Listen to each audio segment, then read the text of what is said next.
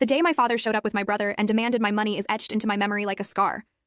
It was unexpected, unannounced, and carried the weight of betrayal I never thought I'd feel from my own family. I opened the door to see them both standing there, my father stern, my brother smug, and I knew before a word was spoken that something was wrong. The air between us felt heavy, as if they had carried a storm into my home. My father's eyes didn't hold the warmth of a parent visiting their child. Instead, they carried a cold determination, and my brother's smirk told me he already believed he had won something I didn't even know I was about to lose. I stood frozen for a moment, unsure whether to welcome them in or to close the door and pretend I hadn't seen them. My father didn't wait for an invitation. He stepped inside as though the house was his, brushing past me with the authority he had always carried in our family. My brother followed, his shoulders relaxed, his expression dripping with entitlement. I felt like a stranger in my own home, watching them take up space that suddenly felt invaded. The silence stretched, and I could feel my pulse quicken, waiting for the reason behind their sudden arrival. When my father finally spoke, his voice was sharp and commanding, the same tone he used when I was a child and had no choice but to obey. "We need to talk," he said, his eyes narrowing as if daring me to resist. My brother leaned against the wall casually, his arms crossed, his grin widening as though he was enjoying the tension. I tried to steady my breathing, reminding myself that I was no longer a child under his roof, no longer bound to his rules. But the weight of his presence made me feel small again, as if time had folded back on itself. I asked them to sit, though my voice trembled slightly. My father lowered himself into a chair with the authority of a man who believed he belonged everywhere, while my brother sprawled across the couch as if he owned it.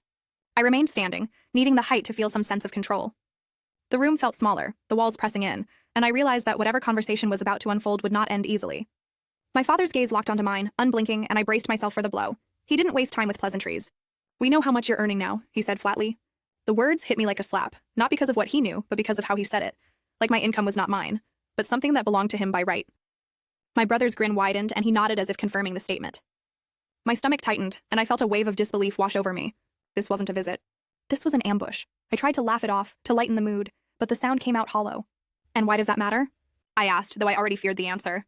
My father leaned forward, his elbows on his knees, his voice low but firm.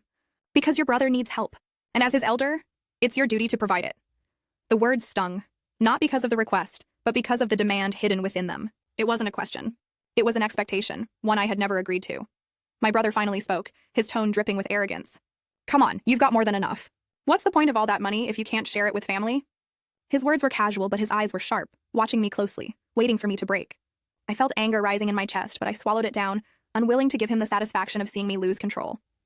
I had worked for every cent I earned, sacrificed years of struggle, and now they stood before me as if it was theirs to claim. I thought back to all the times I had been left to fend for myself, the nights I had gone hungry, the days I had worked jobs no one else wanted just to survive. My father hadn't been there then, and my brother had never lifted a finger to help. Yet now, when I had finally built something for myself, they arrived at my door with open hands and entitled hearts. The hypocrisy burned inside me, and I clenched my fist to keep from shouting. The silence that followed was suffocating. My father's eyes bore into me, daring me to refuse, while my brother's smirk taunted me with the certainty that I would give in. I felt trapped between the weight of family loyalty and the sting of betrayal. My mind raced, searching for the right words, the right way to stand my ground without tearing the fragile threads of family apart. But deep down, I knew those threads had already begun to unravel the moment they stepped through my door. As I stood there, staring at the two people who should have been my protectors and companions, I realized something had shifted forever. This wasn't just about money. It was about power, control, and the roles we had been forced into since childhood. My father still saw me as the responsible one, the one who would carry the burdens, while my brother remained the spoiled child who never faced consequences. And in that moment, I understood that this arrival was not a request for help. It was a demand for submission. Before that day, my life had felt like a hard-won victory. I had spent years clawing my way out of struggle, working long hours at jobs that drained me, saving every coin, and sacrificing comforts others took for granted. Each step forward was mine alone, earned through sweat and persistence. When I finally reached a point where I could stand on my own, pay my bills without fear, and even put a little aside for the future, I felt a pride I had never known before. It wasn't just about money, it was about freedom, about proving to myself that I could build a life without leaning on anyone else. I used to believe my family saw that too. I thought they admired the way I had carried myself through storms without asking for help, the way I had turned nothing into something. My father would sometimes nod approvingly when I spoke about work, and I mistook that for respect. My brother, though spoiled and careless, would occasionally joke about how I was the responsible one, and I thought even that was a kind of acknowledgement. I convinced myself that deep down they were proud of me. There was a time when I thought money would heal the old wounds between us. Growing up, I had always felt the weight of being the one expected to endure, while my brother was shielded from consequences. I believed that if I could just succeed, if I could show them I had made it, then maybe the imbalance would fade. Maybe my father would finally see me as more than the one who carried burdens, and my brother would learn to respect me instead of mocking me. I remember the first paycheck that felt like more than survival. I held it in my hands and thought of all the nights I had gone hungry, All the times I had walked home in the rain because I couldn't afford the bus. That check was proof that those days were behind me. I told myself my family would be happy for me, that they would celebrate my independence as much as I did. I never imagined they would see it as something to take. In those days, I lived with a kind of quiet joy. I could buy groceries without counting every coin. I could pay rent without fear of eviction, and I could even treat myself to small luxuries. A book, a meal out, a new shirt. Each purchase felt like a declaration I had made it. I thought my father would see the discipline behind it, the resilience it took, and that he would finally understand the strength I had built. I carried myself with pride. Not arrogance, but the kind of pride that comes from knowing you've survived what should have broken you. I thought my family respected that. I thought they saw me as someone who had earned their place in the world. I never once considered that they might see me as nothing more than a source of money, a solution to problems that weren't mine to fix. Looking back, I realize how naive I was. I mistook silence for respect and small gestures for admiration. I believed my father's occasional nods meant approval, when in truth they were simply acknowledgments of what he could one day claim. I believed my brother's jokes were harmless, when in reality they were hints of the entitlement he carried. I lived in an illusion, one I had painted myself, because it was easier than facing the truth. There were moments even then when I should have seen the cracks. Times when my father would ask casually about my savings, or when my brother would make comments about how lucky I was to have money now. I brushed those moments aside, telling myself they were harmless, that family would never cross certain boundaries. I clung to that belief because it gave me comfort. I thought independence meant safety, that once I had built my own life, no one could take it from me. I thought my family would be proud, that they would never dare to demand what I had earned. I thought love and respect were stronger than greed. But I was wrong. The truth is, the illusion was mine alone. I had built it out of hope, out of longing for a family that valued me for who I was, not what I could provide. And when the day came that my father and brother stood at my door, demanding my money, that illusion shattered in an instant. Everything I had believed about them, about us, was exposed for what it really was, a fragile dream that could not survive reality. My brother had always been the golden child, though not because of anything he had achieved. From the time we were young, he was treated as though the world owed him something, and he grew up believing it. While I learned to work hard, to sacrifice, and to endure, he learned that excuses could carry him further than effort ever would. He was reckless with his choices, careless with his responsibilities, and yet somehow always shielded from the consequences. Where I had to fight for every inch of progress, he was handed comfort without ever lifting a finger. I remember how he drifted through school, never taking it seriously, always relying on charm or my father's influence to get by. Teachers would complain, but my father would smooth things over, insisting that he just needed time. That time stretched into years, and still my brother never learned discipline. He failed classes, skipped exams, and laughed about it afterward, knowing someone else would clean up the mess. I watched with growing resentment, wondering why I was held to impossible standards while he was excused for everything. As we grew older, the pattern only deepened. He was given opportunities I could only dream of, jobs through my father's connections, money to start ventures, even a car when he hadn't earned it. Each time he squandered what he was given, wasting money, losing jobs, and blaming others for his failures. And each time my father would step in, shielding him from the fallout, insisting that he just needed another chance. I lost count of how many chances he was given, while I was never allowed even a single mistake. It wasn't just about wasted opportunities, it was about the way he leaned on everyone around him. He had a talent for making his problems someone else's responsibility. If he overspent, he borrowed. If he lost a job, he expected someone to cover his bills. If he made a mess, he looked for someone else to clean it up. And more often than not, that someone was me. I became the one who fixed what he broke, not because I wanted to, but because my father demanded it. There were times when I tried to say no, to draw a line, but my father's voice would cut through any resistance. "He's your brother," he would say, as though that alone was reason enough to sacrifice my own stability.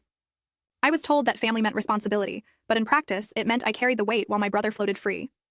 The unfairness of it burned inside me, but I swallowed it down, convincing myself that one day things would change. My brother, of course, never saw the imbalance. To him, it was natural that I should work harder, that I should sacrifice, that I should give while he took.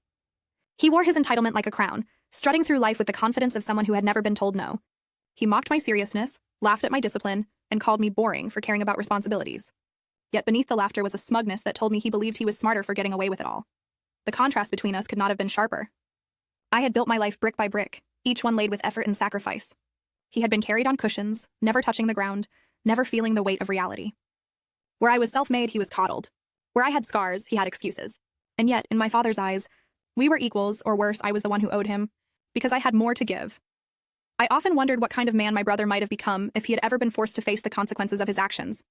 Would he have learned responsibility? Would he have grown into someone I could respect? Or was the damage too deep, the entitlement too ingrained? These questions haunted me, but I knew I would never have the answers, because my father would never allow him to fall far enough to learn. By the time they stood at my door that day, the roles were already set in stone. I was the provider, the fixer, the one who carried the burdens. He was the taker, the reckless child who never grew up, shielded by a father who refused to see the truth. And as I looked at him, standing smugly beside my father, I realized he wasn't ashamed of demanding my money. He believed it was his right. That realization cut deeper than I expected. It wasn't just that my brother was spoiled, it was that he had been raised to believe my sacrifices existed for his benefit. He didn't see me as a sibling, an equal, or even a person with my own needs. He saw me as a resource, a safety net, a wallet. And in that moment, I understood that the brother I had hoped to one day respect would never exist. He had been replaced long ago by the spoiled man who now stood before me, ready to take what I had fought so hard to earn. My father's shadow had always loomed large over my life, shaping not only who I became, but also who my brother never had to be. From the earliest days, it was clear that his expectations for us were not the same. For me, there were rules, standards, and consequences. For my brother, there were excuses, indulgences, and second chances. I grew up learning that mistakes were punishable, while he grew up learning that mistakes were forgivable. That imbalance carved a deep line between us, one that widened with every passing year. I remember being a child and watching how differently we were treated.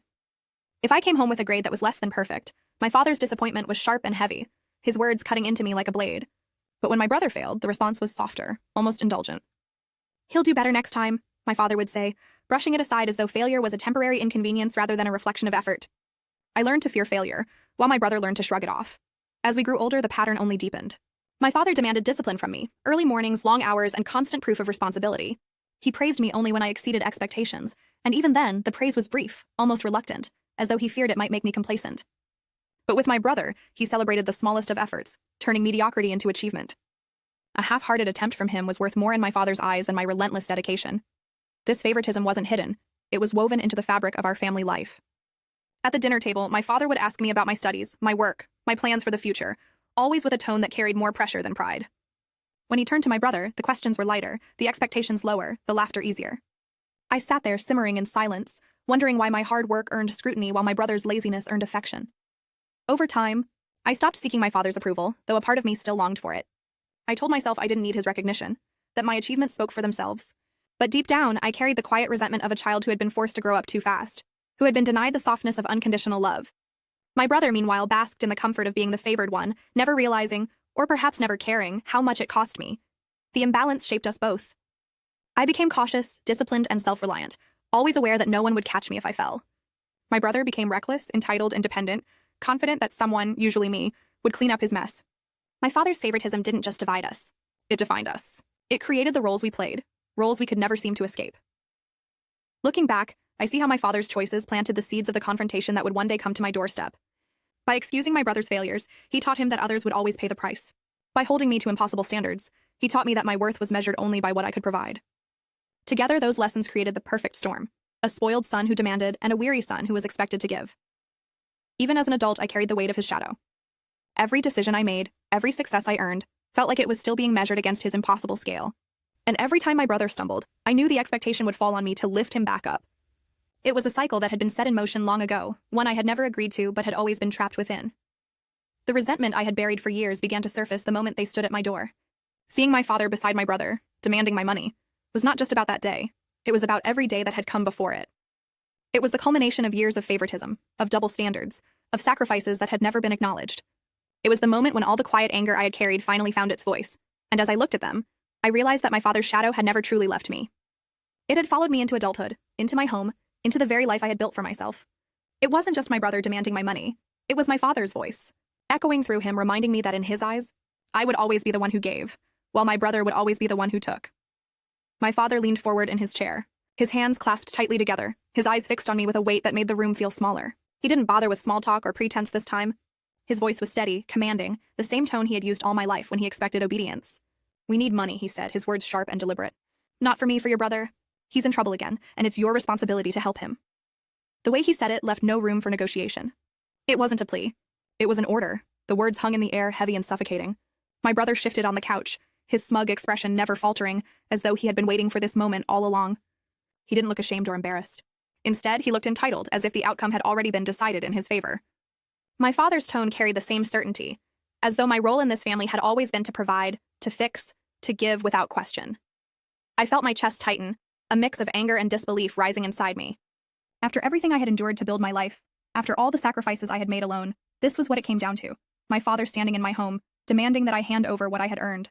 Not because I owed him, not because I had done something wrong, but because my brother had once again failed to take responsibility for his own life.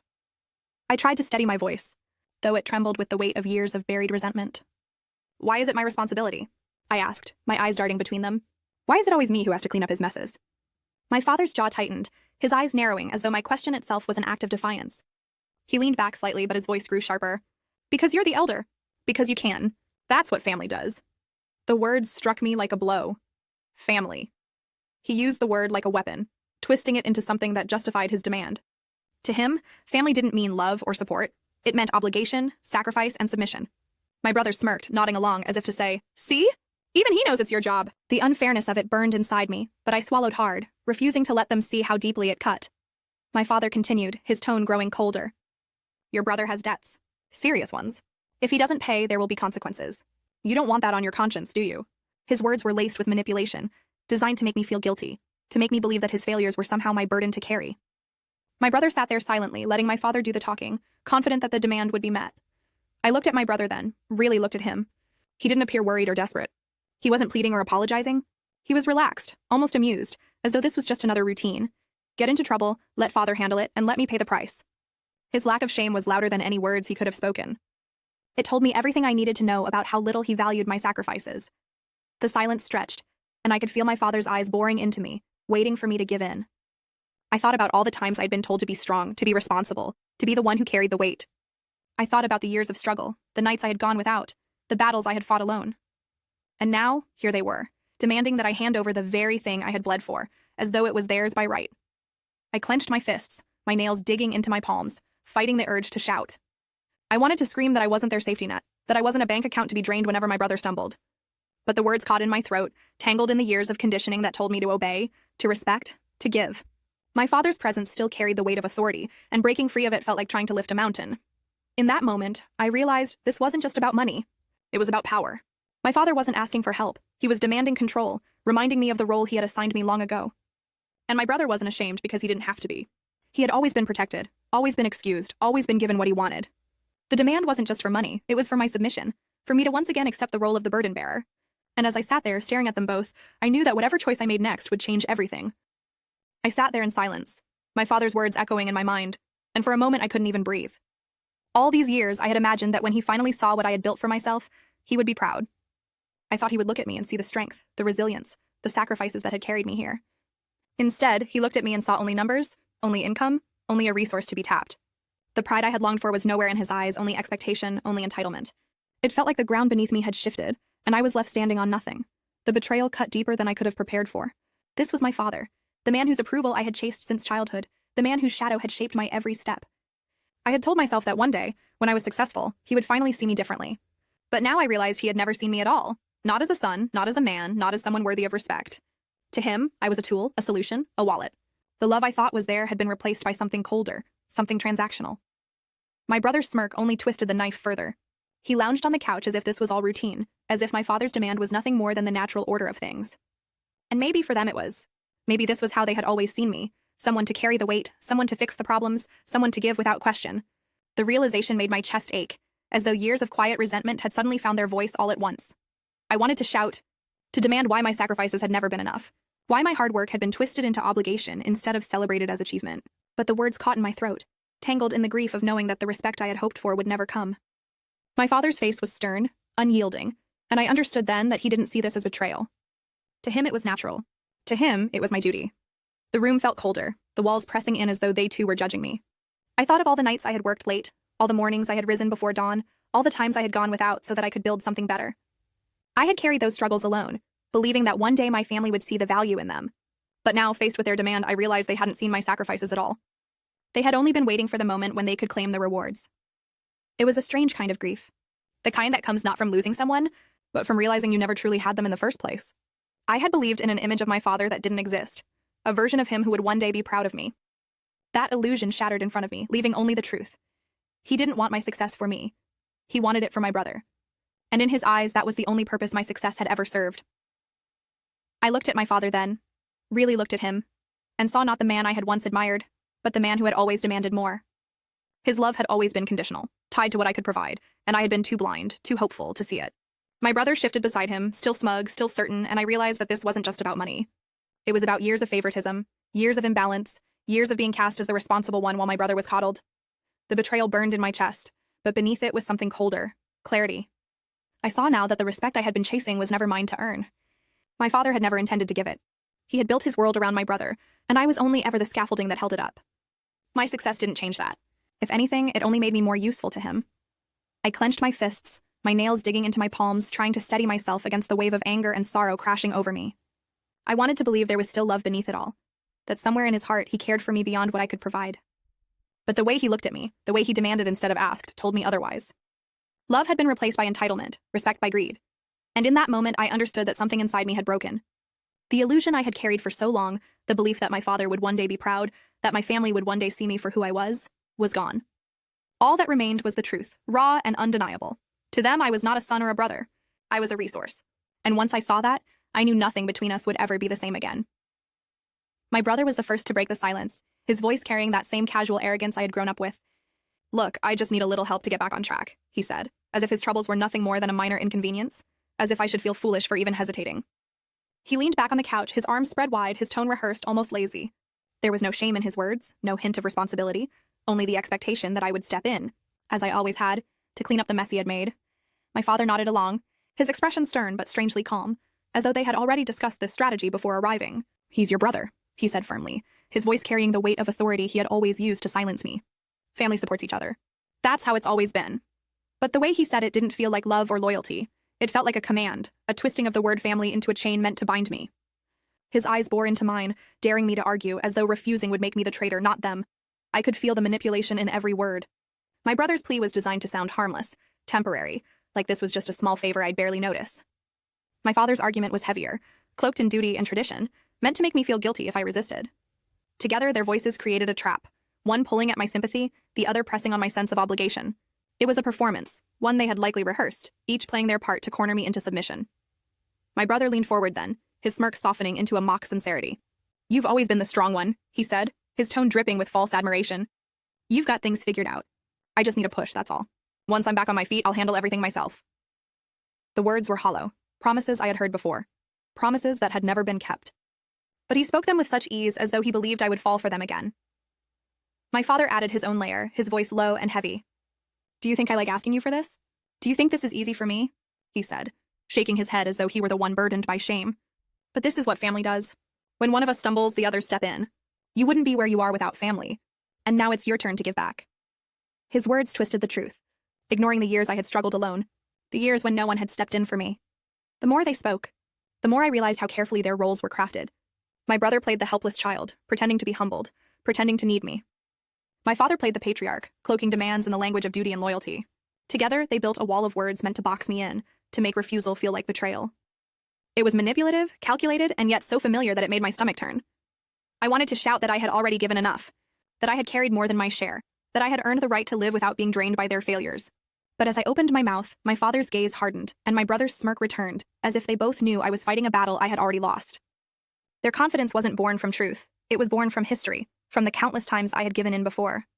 My brother pressed again, his voice softening into a plea. "Come on, just this once. You won't even miss it. You know I'll pay you back."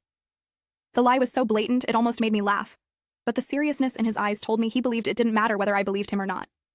He wasn't asking for trust, he was demanding compliance. And my father's silence in that moment was louder than words, his presence alone reinforcing the weight of expectation. I sat there, listening to their justifications pile up, each one more manipulative than the last, and I felt something inside me begin to shift. For years, I had carried the guilt, the responsibility, the belief that I owed them something. But now, hearing their rehearsed excuses, I realized the truth. They didn't see me as family. They saw me as a resource, a safety net, a solution. And the love I had once believed in was nothing more than a mask for their greed. The betrayal deepened with every word, but beneath the pain was a growing clarity. I could see the pattern now, the cycle they had trapped me in, and I knew that if I gave in again, it would never end. Their justifications weren't about helping my brother. They were about keeping me in my place, about ensuring I never stopped carrying the weight they refused to bear. And as I sat there, staring at the two of them, I realized that this was no longer just about money. It was about breaking free. I took a slow breath, steadying myself against the storm of words they had thrown at me. For years, I had swallowed my anger, buried my resentment, and carried the weight they placed on me without complaint. But something inside me had shifted. I looked at my father, then at my brother, and for the first time in my life, I didn't feel small beneath their expectations. My voice was calm, but it carried a firmness I had never dared to use before. "No," I said simply. The word hung in the air like a stone dropped into still water, sending ripples through the room. My father's eyes narrowed, his jaw tightening as though he hadn't heard me correctly. My brother's smirk faltered, replaced by a flicker of surprise. They weren't used to resistance. They weren't used to me standing my ground. I leaned forward slightly, my voice steady. Do you remember the nights I worked until dawn just to keep a roof over my head? Do you remember the times I went hungry because I couldn't afford food? Where were you then? Where was this family loyalty you speak of? The silence that followed was deafening. My father shifted uncomfortably, but I didn't stop. The words poured out, years of buried truth finally finding their way to the surface. I built this life alone. Every step, every sacrifice, every scar, I carried them without help. You didn't lift me up when I stumbled. You didn't shield me when I fell. And now you stand here demanding what I've earned as if it belongs to you. It doesn't. My voice didn't rise, but the weight of it filled the room, pressing against them in a way they hadn't expected. My brother tried to laugh it off, his arrogance returning for a moment. Come on, don't make this dramatic. You've got plenty. What's the harm in helping me out? But his voice lacked the confidence it had carried before. He was rattled, unsure of how to respond to a version of me he had never seen. I turned to him, my gaze sharp. The harm is that you never learn. The harm is that every time I give, you take more. And every time you fail, you expect me to pay the price. Not anymore. My father's face darkened, his authority challenged in a way he wasn't prepared for. You're being selfish, he snapped, his voice rising. But I didn't flinch. I met his gaze and answered calmly. No, I'm being fair. For once, I'm choosing myself. For once, I'm refusing to be the one who sacrifices while he wastes everything handed to him. If that makes me selfish, then so be it. The firmness in my tone seemed to shake him more than anger ever could. The room felt charged, the air thick with tension. My father opened his mouth to argue again, but the words seemed to falter. My brother shifted uncomfortably, his earlier smugness gone, replaced by something closer to unease. They had expected compliance, the same compliance I had given them all my life. They had expected me to bow my head, to hand over what I had earned without question. Instead, I had drawn a line, and they didn't know how to cross it. I could see the disbelief in their eyes, the way they struggled to process this new version of me. For years, I had been the quiet one, the obedient one, the one who carried the burdens without complaint. But now I was no longer willing to play that role. My refusal wasn't loud or dramatic, it was calm, steady, undeniable, and that made it all the more powerful. My father leaned back in his chair, his expression hardening, but I could see the cracks forming. He wasn't used to being challenged, especially not by me. My brother avoided my eyes, his confidence slipping further with each passing second. For the first time, I felt the balance of power shift, even if only slightly. I wasn't just their provider anymore, I was someone who could say no. The silence stretched, heavy and uncomfortable, but I didn't fill it. I let it sit there, let them feel the weight of my refusal. My heart pounded in my chest, but I didn't waver. I had spoken my truth, and there was no taking it back. Whatever came next, I knew I had crossed a line I could never uncross. And in that moment, I realized something important. Resistance didn't have to be loud to be strong. It didn't have to be angry to be final. Sometimes the quietest no could echo louder than 1,000 shouts. And as my father and brother sat there stunned into silence, I knew they had finally heard me, not as the obedient son or the reliable sibling, but as a man who had found his voice. My father's face hardened, the calm mask he had worn cracking into something darker. His voice, once measured and persuasive, rose with fury. Selfish, he spat, the word cutting through the air like a blade. After everything I've done for you, this is how you repay me? You sit here with your money, your so-called success, and you dare to deny your own family? His eyes burned with anger, and for the first time in years, I saw not authority, but rage, raw and unfiltered. It was as though my refusal had struck at the very core of his control. I tried to hold my ground, but his words hit harder than I expected. He had always known how to twist guilt into a weapon, how to make me feel small. Ungrateful, he continued, his voice rising. You think you got here on your own? You think you built this life without the foundation I gave you? Without the sacrifices I made? His accusations poured out like venom, each one meant to strip away the pride I had built for myself. I clenched my fists, forcing myself not to flinch, not to let him see the hurt behind my anger. My brother, emboldened by my father's fury, leaned forward with a mocking grin. Wow, listen to you, he sneered, acting like you're better than us. Acting like you're too good for your own family. You've always been like this, so serious, so self-righteous. Maybe you think your money makes you special, but you're still the same boring, uptight person you've always been. His laughter was sharp, cruel, and it echoed in the room like a taunt I had heard 1,000 times before. The words stung, not because they were true, but because they carried the weight of years of belittlement. My brother had always mocked me for caring, for working hard, for being responsible. And now, with my father's rage behind him, his insults felt like daggers thrown with precision. You think you're strong? He jeered. You're nothing without us. You wouldn't even exist without Dad, and now you want to act like you don't owe him anything? His voice dripped with contempt, his arrogance unshaken. The room grew hotter, the air thick with tension. My father's voice thundered, overlapping with my brother's mocking laughter. Disrespectful, my father roared. I raised you better than this. I taught you loyalty, I taught you duty, and this is how you repay me? By turning your back on your own blood? His words were heavy with accusation, but beneath them I heard something else. Fear. Fear of losing control. Fear of losing the power he had always held over me. I felt my own voice rising, years of silence breaking free. You didn't raise me to be loyal, you raised me to be obedient. I shouted, my chest heaving. You never cared about my struggles, never cared about my sacrifices. You only cared about what I could give, what I could carry. And now you stand here demanding more as if I owe you my life. I don't. The words came out louder than I intended, but I didn't regret them. For once, I wasn't swallowing the truth. My brother scoffed, rolling his eyes. Listen to him, he said, his tone dripping with mockery. The martyr. The victim.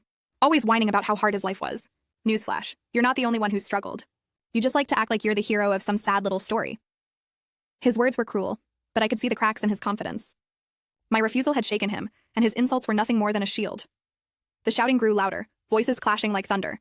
My father's fury, my brother's mockery, my own anger, all colliding in a storm that had been building for years. The walls seemed to close in, the air thick with resentment that had never been spoken aloud. Every word carried the weight of the past, every accusation a reminder of wounds that had never healed. I stood my ground, my voice cutting through the chaos. I am not your servant. I am not your safety net. I am not here to fix his mistakes or to bow to your demands. I am my own person, and I will not give you what you want. My chest burned with the force of my words, but I felt stronger than I ever had before. For the first time, I wasn't just resisting. I was fighting back. The room fell into a tense silence, the echoes of our shouting still hanging in the air. My father's face was red with fury, my brother's smirk had vanished, and I stood there, trembling but unbroken. The years of unspoken resentment had finally erupted, and though the confrontation had left the air heavy and suffocating, I knew something had changed forever. The balance of power had shifted, and there was no going back. The shouting had left the room vibrating with tension, but as the echoes faded, something inside me shifted. My father's words, my brother's mockery, it all suddenly fell into place, and I saw the truth with a clarity that was almost painful. This wasn't about money. It had never been about money. It was about control. My father had never seen me as independent, never acknowledged me as a man who had built his own life. To him, I was still the obedient child, the one who carried the burdens, the one who existed to fix the failures of the son he favored. The realization hit me like a blow to the chest. All those years I had believed that if I worked hard enough, if I proved myself, if I built something out of nothing, he would finally see me differently. I thought he would look at me with pride, that he would recognize the strength it took to survive without his help. But now I understood he had never wanted me to be independent. He had wanted me to be useful. My success wasn't mine in his eyes. It was his leverage, his tool to keep me tethered to the role he had chosen for me. I looked at my brother, lounging with that smug expression, and I realized he wasn't just spoiled. He was the embodiment of my father's favoritism. Every failure of his had been excused, every mistake forgiven, every consequence erased. And every time it was me who paid the price. My father had built him into this entitled man by shielding him from reality, and he had built me into a servant by demanding I carry the weight. The roles were never accidental, they were designed. The illusion of family unity, the belief that we were bound by love and loyalty, shattered in that moment. What bound us wasn't love, it was exploitation. My father's loyalty had always been to my brother, and my role had always been to support that loyalty, no matter the cost to myself.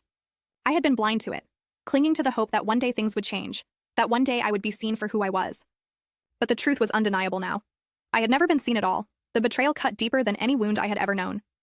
It wasn't just that they demanded my money, it was that they demanded my submission.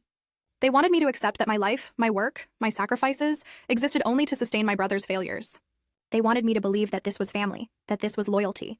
But I saw it now for what it was, a cycle of favoritism and control, one that would never end unless I broke it. My father's face was red with fury, his voice still echoing in my ears, but I no longer felt the same fear I once did. His authority, the shadow that had loomed over me all my life, suddenly seemed smaller, weaker. He wasn't a man protecting his family, he was a man protecting his control. And my brother wasn't a victim in need of help. He was a parasite who had been fed by that control his entire life. I felt a strange calm settle over me, even as my heart pounded. The anger was still there, but beneath it was something stronger, resolve. I couldn't change the past, couldn't undo the years of imbalance, but I could refuse to let it continue. I could refuse to be the tool they expected me to be. For the first time, I saw the path clearly, and though it terrified me, it also freed me. The silence that followed was heavy, but it was different now. My father glared at me, my brother sneered, but their power over me had cracked. I wasn't the same obedient son they had always known. I wasn't the safety net they could rely on without question. I was someone who had finally seen the truth, and once seen, it could never be unseen. I thought of all the years I had wasted chasing approval that would never come, all the sacrifices I had made for a family that saw me only as a resource. The grief of that realization was sharp, but it was also cleansing. The illusion was gone, and in its place was the truth. I didn't owe them anything. Not my money, not my obedience, not my life.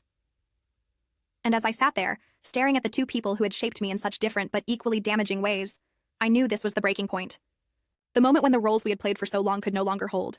The moment when I finally understood that family, as I had known it, was nothing more than a cage. And I was done living inside it. I drew in a long breath, steadying myself as the weight of their expectations pressed down on me. For a fleeting moment, I thought about how easy it would be to give in, to hand over the money just to end the shouting, to keep the fragile illusion of family intact. But then I remembered the years of sacrifice, the nights of hunger, the endless hours of work that no one had shared with me. I remembered the silence when I needed help, the indifference when I struggled. And I knew, with a clarity that cut through the noise, that I could not give in this time. My father's eyes bore into me, demanding submission, but I met his gaze without flinching. "No," I said again, my voice calm but unshakable. "I will not give you my money. I will not pay for his mistakes. I've carried enough, and I'm done." The words felt heavy on my tongue, but once spoken, they filled me with a strange, quiet strength. It was as though I had finally broken free from chains I hadn't even realized I was still wearing. For a moment, silence filled the room.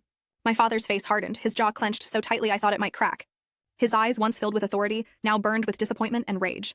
He looked at me not as a son, but as a traitor, someone who had dared to defy the order he had built our family upon. My brother shifted uncomfortably, his smirk gone, his confidence shaken. They had expected compliance, and my refusal had shattered their certainty. "You're ungrateful," my father hissed, his voice low and venomous. "After everything I've done for you, this is how you repay me?" But his words no longer pierced me the way they once did. I saw them now for what they were, tools of control, weapons of guilt. I had lived under their weight for too long, and I refused to let them bind me anymore. My brother tried to interject, his voice rising in mock outrage. "You can't just turn your back on us. You think you're better than your own family?" But his words rang hollow, desperate. I turned to him, my voice steady. "I don't think I'm better. I just know my worth. And I won't let you take it from me." His eyes widened, as though he had never heard me speak with such certainty before. The air grew thick, the silence between us sharp and cutting. My father's disappointment was palpable, his rage simmering just beneath the surface. I could feel the loss in that moment, the loss of the father I had once hoped to make proud, the loss of the family I had once believed in. But alongside the grief was something else, liberation. For the first time I had chosen myself. It wasn't an easy choice. My heart ached as I looked at them, knowing this decision might sever ties that could never be mended. But I also knew that giving in would mean losing myself, burying my dignity under their demands. And I had sacrificed too much already to let that happen. My father stood abruptly, his chair scraping against the floor, his face twisted with fury. "You'll regret this," he said, his voice trembling with anger. My brother muttered something under his breath, but I barely heard it. I stood too, my body trembling, but my resolve unbroken. "Maybe I will," I said quietly. "But at least the regret will be mine, not yours." The moment felt final, like a door closing. I could feel the weight of years pressing down on me, but also the lightness of finally stepping out from under them. It was both an ending and a beginning, both loss and freedom. My father's glare, my brother's disbelief, they no longer defined me. I had chosen myself, and though it hurt, it was the only choice that was truly mine. As they turned to leave, the silence they left behind was deafening. My chest ached with grief, but beneath it was a steady pulse of strength. I knew the cost of my decision, but I also knew its worth. For the first time in my life, I wasn't living for their approval, their demands, or their control. I was living for me, and though the loss was sharp, the liberation was undeniable. The door slammed so hard the walls seemed to tremble, and then there was only silence. I stood there for a long moment, staring at the empty space they had left behind, the echo of their anger still hanging in the air. My chest felt heavy, my hands still trembling, but beneath the shaking was a strange steadiness. They were gone, and with them went the weight of years of expectation. The silence was sharp, but it was mine. I sank into the chair, my body suddenly exhausted, as though the confrontation had drained every ounce of strength from me. The house felt different now, emptier, colder, but also freer. For the first time, I wasn't carrying their demands on my shoulders. The cost of that freedom was steep, and I could feel it pressing against me, but I also knew it was worth it. I had chosen myself, and that choice, though painful, was the only one that could set me free. The grief came in waves. I thought of the father I had once hoped to make proud, the brother I had once hoped to respect. I thought of the family dinners, the laughter that had felt real, the moments when I believed we were united by love. Now those memories felt like illusions, fragile images shattered by the truth. It hurt to let them go, but holding on to them would have hurt even more. I knew the decision might cost me my family. My father's glare, my brother's sneer, they weren't just anger, they were promises of distance, of estrangement. I could already imagine the whispers, the judgments, the stories they would tell about me. But I also knew that if I had given in, I would have lost something far greater. My dignity, my sense of self. The life I had fought so hard to build. The quiet of the room pressed in, but it wasn't suffocating anymore. It was a reminder that I was alone, yes, but also that I was free. I had broken the cycle, refused the role they had forced on me, and though the cost was high, the reward was priceless. For the first time, I felt the weight of my own worth, unshackled from their demands. I thought about the word family, how it had been used against me, twisted into a weapon of guilt and control. But family, I realized, wasn't about blood alone. It was about love, respect, and mutual care. And if those things were missing, then what remained was only obligation, only chains. I had cut those chains, and though it left me bleeding, it also left me free. The night stretched on, and I sat in the silence, letting the truth settle into me. I wasn't the obedient son anymore, the fixer, the provider. I was simply myself, flawed and scarred, but finally whole. The loss was real, but so was the liberation. And in that balance, I found a strange kind of peace. I knew the road ahead would not be easy. There would be loneliness, there would be judgment, there would be moments when I questioned my choice. But I also knew that I could face those moments with my head held high, because I had chosen dignity over submission, truth over illusion. That knowledge was enough to steady me. As I rose from the chair and looked around my quiet home, I felt the weight of the past begin to lift. The battles I had fought were not with strangers, but with the people I had once trusted most. And that was what made them the hardest battles of all. But I had survived them. I had walked through the fire and come out the other side, scarred but unbroken. And as I turned off the lights and let the silence settle once more, I whispered the truth to myself, a truth I would carry forward. Sometimes the hardest battles are not with strangers, but with the people we once trusted most. And though those battles leave us wounded, they also leave us free.